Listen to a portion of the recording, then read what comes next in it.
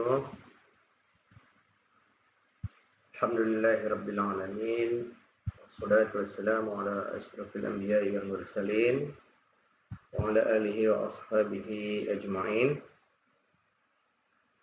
Allahumma shalli ala sayyidina Muhammad tibbil qulubi wa dawa'iha wa afiyatil abdani wa shifaiha wa nuril absari wa diya'iha wa ala alihi wa sahbihi wa sallim.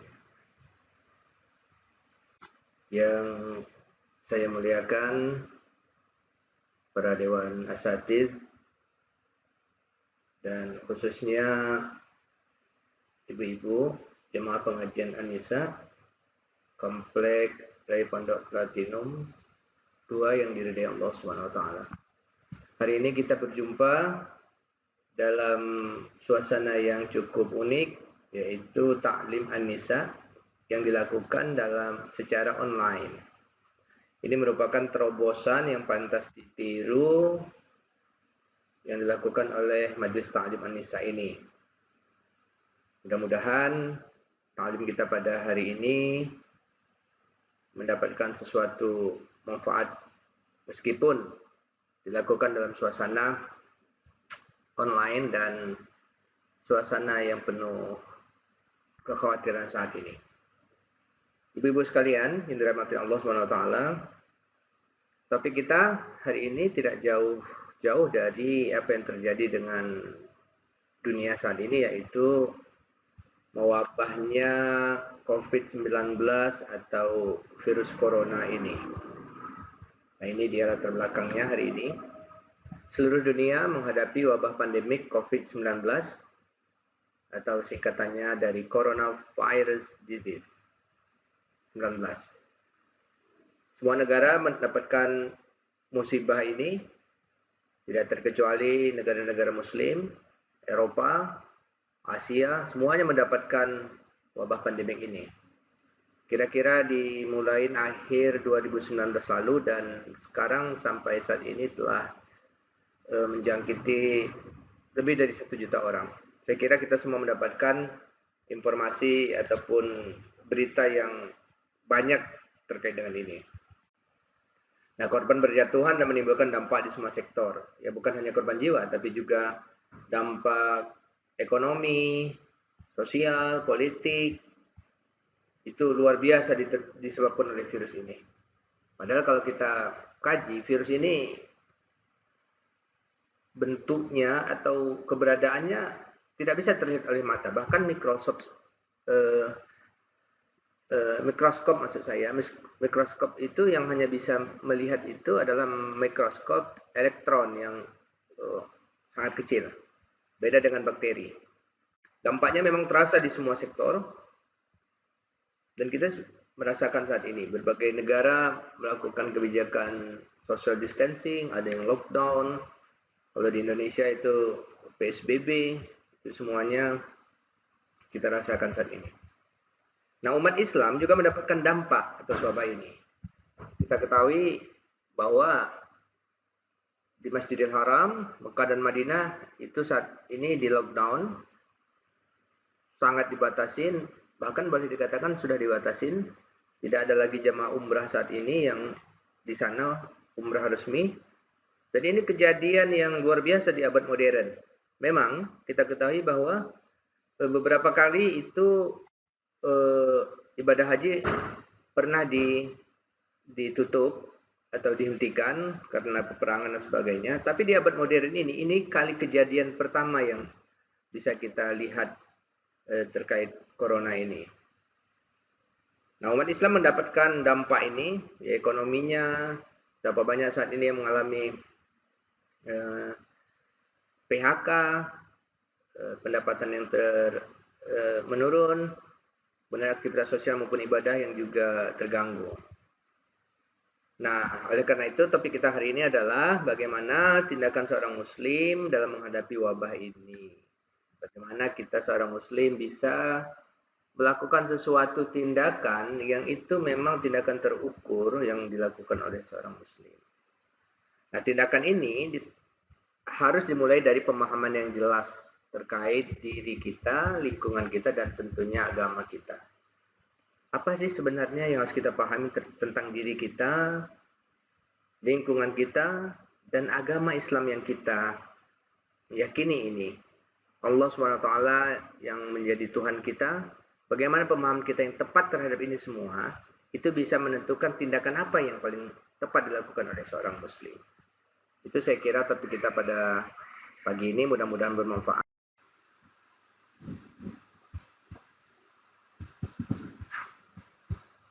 Baik, kita lanjutkan. Sesuai dengan tema kita, ada 3 zona ataupun 3 kriteria, 3 kelompok lah bisa dikatakan seperti itu. Seorang muslim menghadapi wabah COVID-19 ini. Jadi seperti apa muslim menghadapinya itu bisa ditentukan oleh di mana zona dia berada. Nah, pembagian zona ini yang pertama saya menyebutnya dengan zona halu'ah. Nah, ini berkaitan dengan ayat Al-Quran, innal insana khuliqa halu'ah. Sesungguhnya manusia itu diciptakan dalam keadaan berkeluh kesah, mudah stres, mudah takut gitu. Ini zona yang pertama kita sebut dengan zona halu'ah atau zona takut. Kemudian yang kedua kita menyebutnya zona iktibar. Iktibar ini kan artinya pelajaran ataupun hikmah, zona iktibar. Kemudian yang ketiga disebut dengan zona ridho. Zona ridho ini radhiyallahu anhum wa radu'an. Nah, ini Allah ridho dan dia ridho terhadap Allah, terhadap ketentuan Allah apapun yang terjadi, ini zona ridho. Nah, ini 3 zona ataupun 3 kelompok yang sebenarnya bisa kita tentukan, pertanyakan kepada diri kita nanti setelah ini kita sebenarnya berada di zona mana saat ini. Nah, hal yang pertama kita lakukan adalah mengidentifikasi dulu kita berada di mana, dan nanti kita diharapkan pindah dari satu zona ke zona berikutnya. Zona yang pertama itu zona halu'ah, kemudian berikutnya zona i'tibar, dan terakhir adalah zona ridha. Baik, kita mulai. Nah, zona halu'ah. Nah, zona halu'ah ini zona stres, kaget. Nah, ini kita bisa lihat pada awal-awal ketika corona ini diinformasikan di masyarakat, banyak yang panik, borong masker, kemudian borong sembako, panik buying, supermarket itu penuh dengan konsumen, dan ini saya yakin juga dilakukan, ada orang muslim juga yang melakukan. Nah, ini zona halu'ah ini biasanya seperti ini terjadi. Keluh kesah takut nanti sekiranya kalau di lockdown, kalau habis kalau habis sembako gitu ya. Nah, kemudian panik, menebarkan ketakutan, share medsos, share WA, Facebook itu ya. Ada informasi tentang ini disebarkan, kemudian mengeluh. Nah, mengeluh, ini gimana ini kebijakannya, gimana pemerintah, kemudian gimana keluargaku, mulai mengeluh. Kemudian ibadah menjadi terganggu, yang biasanya dia rajin sholat berjamaah, misalnya dia terganggu, biasanya rajin ke masjid, dia terganggu, bahkan mungkin ada yang bukan terganggu lagi, malah ibadahnya itu menjadi menjadi rusak gitu. Nah, akibatnya dia juga mudah marah, stres, sedih ya.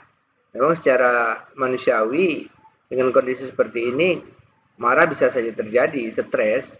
Makanya saya punya rekan-rekan dosen psikologi di bidang kesehatan juga mendapatkan banyak kasus di mana mahasiswa bahkan dosen itu yang stres menghadapi kondisi ini. Nah, tapi ini berdasarkan presentasi ini masih zona yang pertama, yaitu zona halu'ah. Nah, seharusnya kita pindah ke zona berikutnya, itu zona i'tibar. Nah, zona i'tibar ini mungkin sudah 3 minggu atau sebulan ini ya kita sudah bisa menerima kenyataan dan introspeksi diri lah, bahwa ini memang tidak bisa dihindari lagi, menjadi sebuah fakta dunia. Dan kita introspeksi diri. Ya mungkin ini adalah kondisi yang memang disebabkan oleh perbuatan manusia juga. Ya, mungkin kebersihan, ada ujian terhadap diri kita, atau bisa jadi ini juga merupakan peringatan Allah kepada kita, karena mungkin kita telah lama meninggalkan Allah, telah lupa terhadap Dia, dan ini kita mulai menerima kenyataan ini. Nah, kalau kita sudah menerima kenyataan ini, seharusnya kecemasan ini sudah bisa dihentikan. Kita tidak cemas, artinya kita cerdas menyikapinya.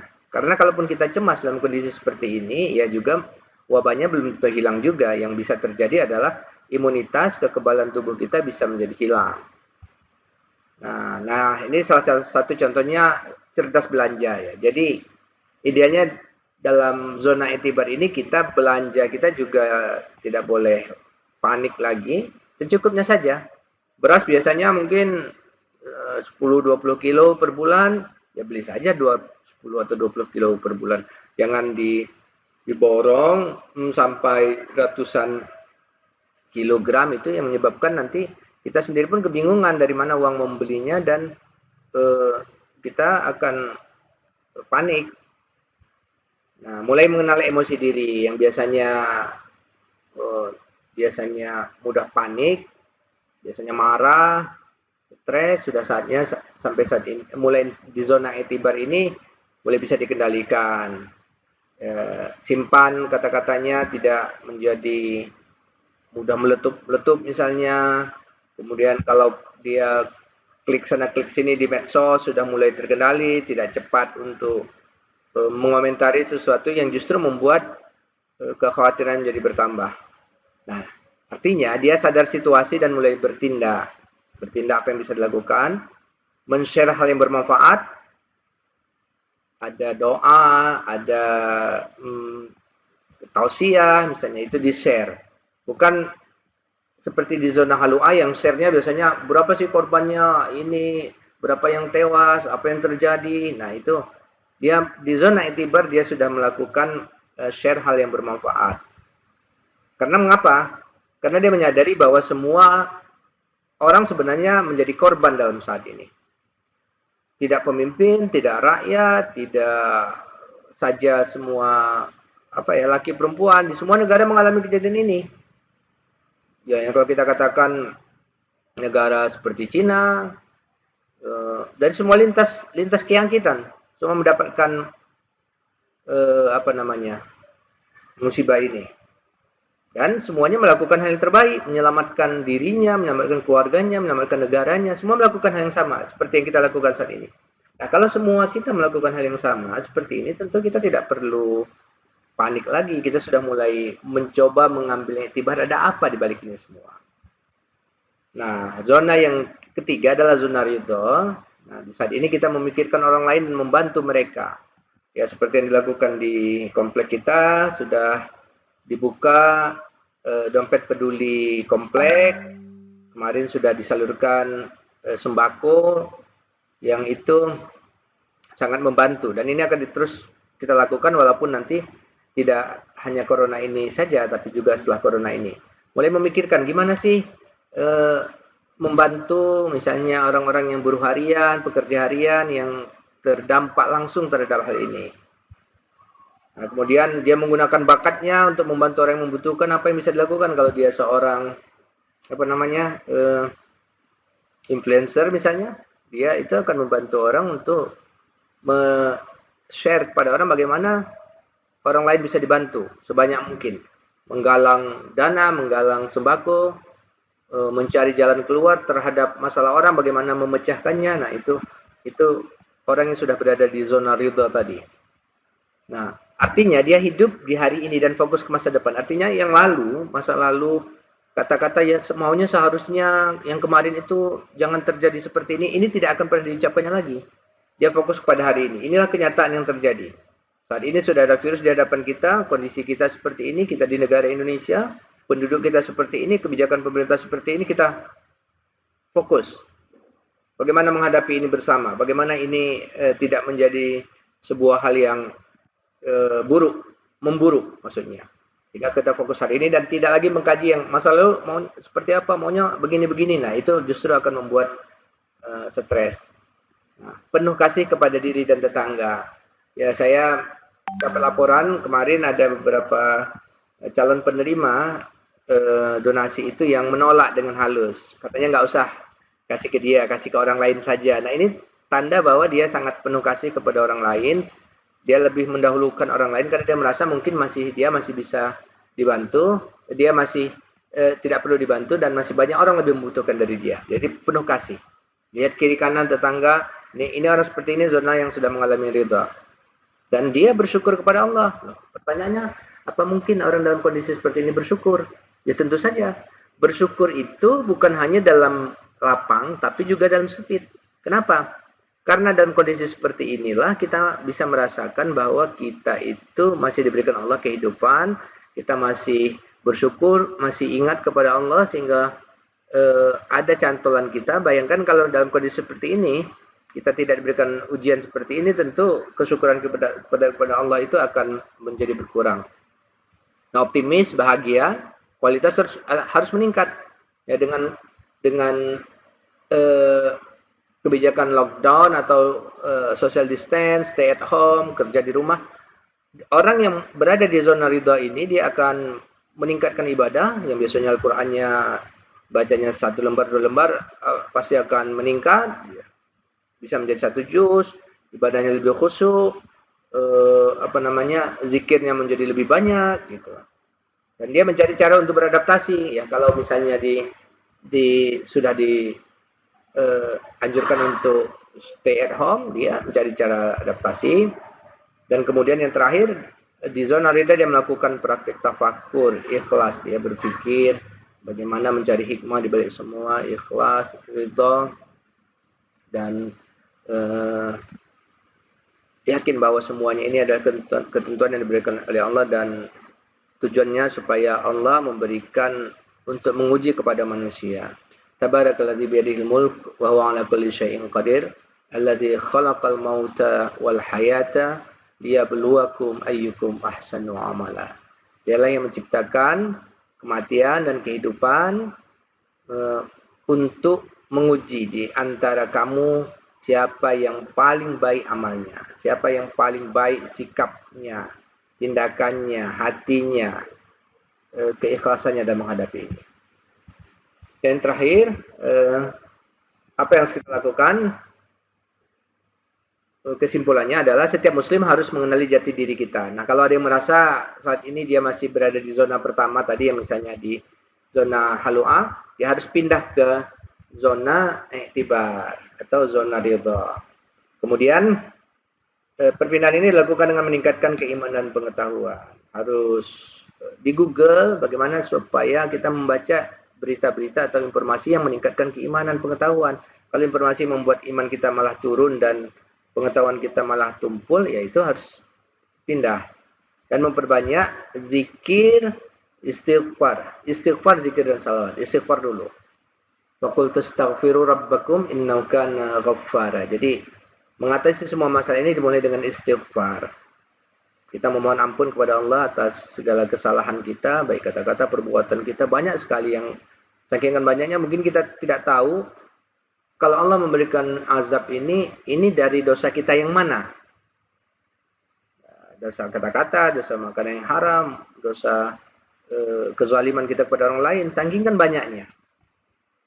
Nah, dan kita harus melakukan aksi sosial segera digencarkan supaya hati kita menjadi semakin peka, supaya hati kita menjadi lembut.